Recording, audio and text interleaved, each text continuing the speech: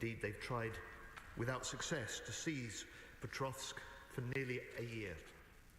What ground they do gain is coming at great cost.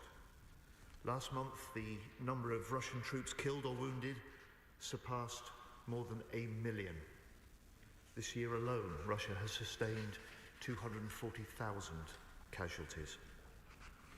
And despite these catastrophic Russian losses, Putin's ruthless ambitions do not appear to be waning. Russia is escalating the high numbers of one-way attack drones launched at Ukraine. 1,900 in April, 4,000 in May, 5,000 in June, and already this month in July, 3,200.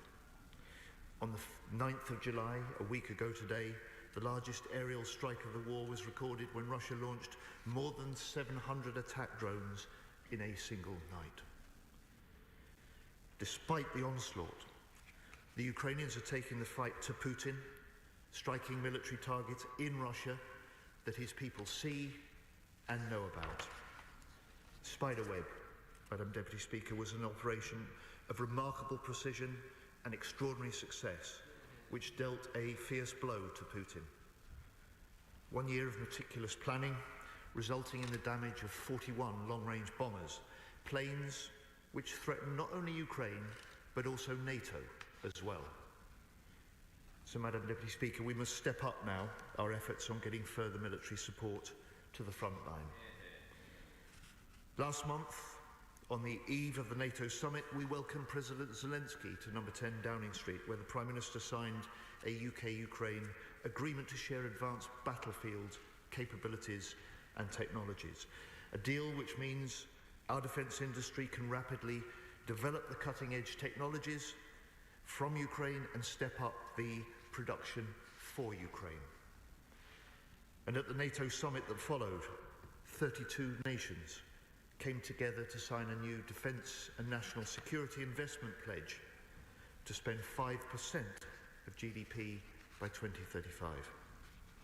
They came together, 32 nations, to reaffirm our commitment to Ukraine, with 40 billion euros pledged in security assistance for this year. It was a good summit for Ukraine, it was a good summit for Britain, it was a good summit for NATO, it was a bad summit for Putin. Those commitments at NATO have been the basis for President Trump to signal a significant shift this week on Ukraine, announcing that NATO weapons transfers and a 50-day deadline for Putin to agree to peace. So with the NATO Secretary General, President Trump agreed to large-scale purchases of US military equipment by NATO allies, including Patriot missiles, other air defence systems and munitions, which he committed to getting, and I quote, quickly distributed to the battlefield. Madam Deputy Speaker, the UK backs the scheme. We plan to play our full part, and on Monday we will discuss this further when I chair the next meeting of the Ukraine Defence Contact Group alongside my German counterpart, Minister Boris Pistorius. That group, the contact group, continues as the forum for more than 50 nations to provide Ukraine with what it needs to fight back Putin's war machine. And I'm pleased that Monday's meeting will be attended by US Secretary Hegseth, the NATO Secretary General Mark Rutte, and Secretary General Brinchevich. Britain is providing now more than 4.5 billion in military aid to Ukraine this year, more than ever before. And at the UDCG, I'll provide the following updates. First, on the Extraordinary Revenue Acceleration Scheme, 2/3 of the UK's ERA total of 2.26 billion has now been dispersed, including 700 million on artillery shells, long-range rockets and air defence missiles, exactly what Ukraine needs most. Second, on drones. Since March, the UK has supplied nearly 50,000 drones to Ukraine, helping meet our commitment to increase tenfold our supply this year. Third, on air defence. The UK and Germany have agreed to partner in providing critical air defence missiles to Ukraine. And fourth, on the NATO Comprehensive Assistance Package, the UK will donate a further £40 million, which Ukraine can use on a range of programmes, from demining to rehabilitating their wounded. Madam Deputy Speaker, it is now 4 months since President Zelensky responded to President Trump's peace negotiations with Ukraine's full commitment to an unconditional ceasefire. President Putin has shown no such interest in an end to the fighting. But, Madam Deputy Speaker, peace in Ukraine is possible, and we must be ready for when that peace comes. So since March, the UK and France have led the coalition of the willing on planning new security arrangements to support Ukraine in any ceasefire. More than 200 military planners from 30 nations have worked intensively for weeks with Ukraine, and including reconnaissance in Ukraine led by UK personnel. Last week at the summit, President Macron and Prime Minister Starmer said that this initial phase of detailed military planning had concluded. And I can confirm that the military command and control structures have been agreed for a future multinational force, Ukraine.